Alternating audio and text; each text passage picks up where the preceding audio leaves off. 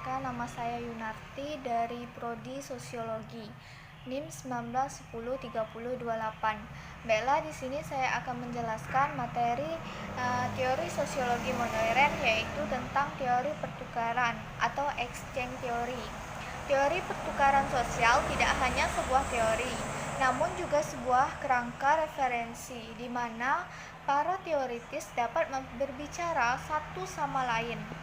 Semua teori itu dibangun berdasarkan beberapa sifat manusia dan sifat hubungan. Yang termasuk sifat manusia adalah bahwa manusia selalu mencari ganjaran dan menghindari hukuman. Manusia adalah makhluk rasional. Dan standar yang digunakan untuk mengevaluasi biaya dan ganjaran adalah bahwa hubungan bersifat waktu dari orang ke orang. Sedangkan yang termasuk sifat hubungan adalah bahwa hubungan bersifat saling ketergantungan dan kehidupan relasi adalah sebuah proses. Asumsi dasar teori pertukaran sosial ini adalah bahwa setiap individu secara sukarela memasuki dan tinggal dalam hubungan sosial hanya selama hubungan itu cukup memuaskan, ditinjau dari segi ganjaran dan biaya. Selanjutnya yaitu teori pertukaran sosial menurut George C. Hummels. George C. Hummels merupakan tokoh yang terkenal dengan teori pertukaran sosial pada tingkat mikro, yakni pada teknis psikologi. Dalam berinteraksi antara individu lainnya, maka seseorang individu akan mempertimbangkan apa yang menjadi keuntungan apabila ia akan berinteraksi dengan orang lain. Dari sini kita melihat bahwa interaksi ini akan menyebabkan seseorang mempertimbangkan apa yang menjadi keuntungan dan kerugian yang menjadi konsekuensi dari interaksi tersebut. Teori pertukaran melihat dunia ini sebagai arena pertukaran, tempat orang-orang di mana saling bertukar ganjaran atau hadiah. Dalam bukunya yang berjudul Social Behavior is Elementary Forms, Hummels menjelaskan teori-teorinya. Ia memberikan penjelasan bahwa setiap orang pasti mempunyai harga diri, dan ketika ia memberikan keuntungan terhadap orang lain, maka orang lain itu juga akan memberikan keuntungan pula. Kedudukan mengakibatkan tanggung jawab. Siapa membenci, maka ia akan mendapatkan ganjarannya, dan seterusnya.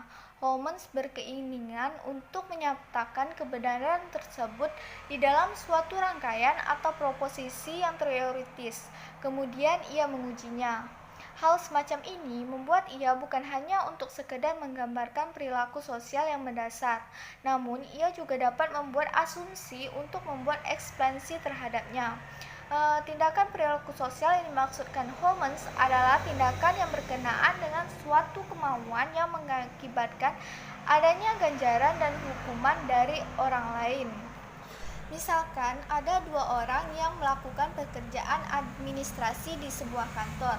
Menurut aturan kantor, masing-masing harus melakukan pekerjaannya sendiri, atau jika dia membutuhkan bantuan, dia harus berkonsultasi dengan supervisor. Salah satu pria yang akan kita sebut person tidak terampil dalam pekerjaan dan akan menyelesaikannya dengan lebih baik dan lebih cepat jika dia mendapatkan bantuan dari waktu ke waktu. Terlepas dari peraturan yang ada, dia enggan untuk pergi ke supervisor karena mengakui ketidakmampuannya dapat merusak peluangnya untuk dipromosikan. Sebaliknya, dia mencari pria lain yang akan kita panggil Oder untuk singkatnya dan meminta bantuannya. Oder lebih berpengalaman di tempat kerja daripada person.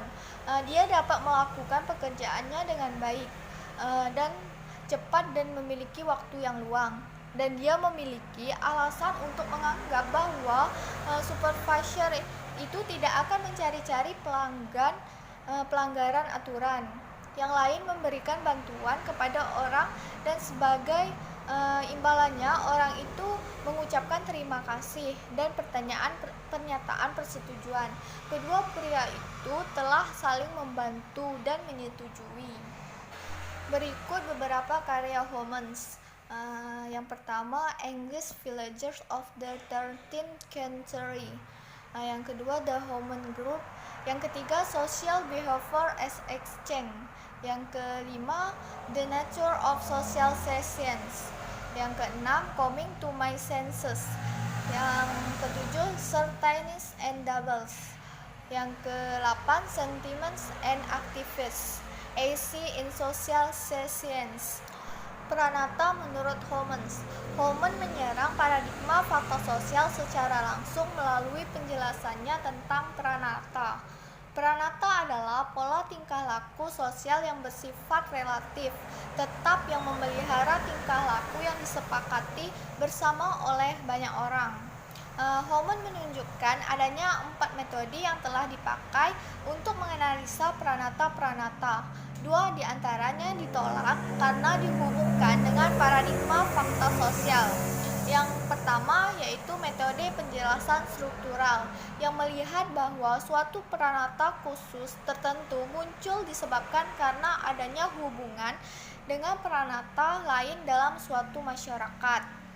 Yang kedua, penjelasan secara fungsional bahwa pranata itu muncul karena masyarakat tidak dapat bertahan hidup atau tidak dapat bertahan dalam keseimbangan tanpa pranata tersebut.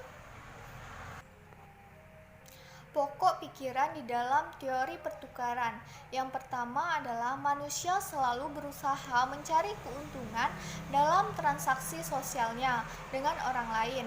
Hal tersebut juga terjadi pada pekerja parkir dan instansi yang memberikan perizinan parkir, yaitu Dinas Perhubungan Kota.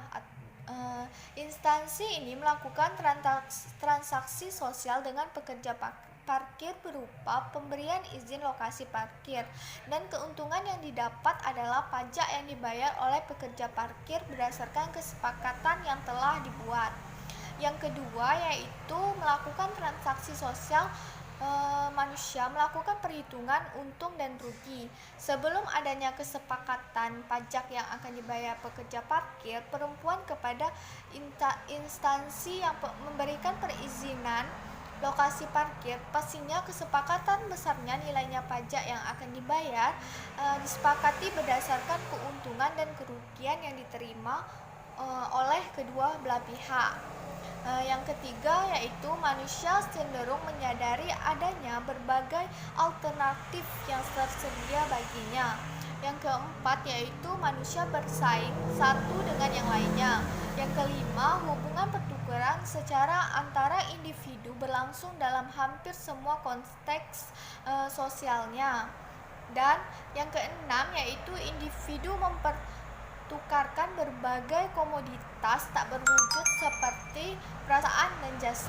Teori pertukaran perilaku Peter M. Lau, George C. Humans dan Peter M. Lau merupakan seseorang pemikiran sosiologi yang paling terkenal dari teori pertukaran sosial. Walaupun Lau terlihat menerima banyak psikologi perilaku dari Humans sebagai dasar karyanya, tapi dari pengamatan yang mendalam bahwa perbedaan antara mereka jauh lebih besar daripada kesamaan yang terlihat di permukaan. Beliau juga berusaha mengembangkan sebuah teori yang menggabungkan tingkah laku sosial dasar manusia dengan struktur masyarakat yang lebih luas, yakni antara kelompok, organisasi, atau negara. Konsep Blau mengenai pertukaran sosial terbatas kepada tingkah laku yang menghasilkan ganjaran atau imbalan, yang artinya tingkah laku akan berhenti bila perilaku tersebut berasumsi bahwa dia tidak akan mendapat imbalan lagi. Blau menyatakan bahwa tarik-menarik yang mendasar antara pelaku sosial tersebut yang menyebabkan terjadinya teori pertukaran sosial, dan dia menggunakan paradigma yang dapat dalam karya Humans untuk menjelaskan mengenai ketimpangan kekuasaan. Ketimpangan kekuasaan terjadi ketidakseimbangan ganjaran yang diberikan antara pihak satu dengan pihak lain.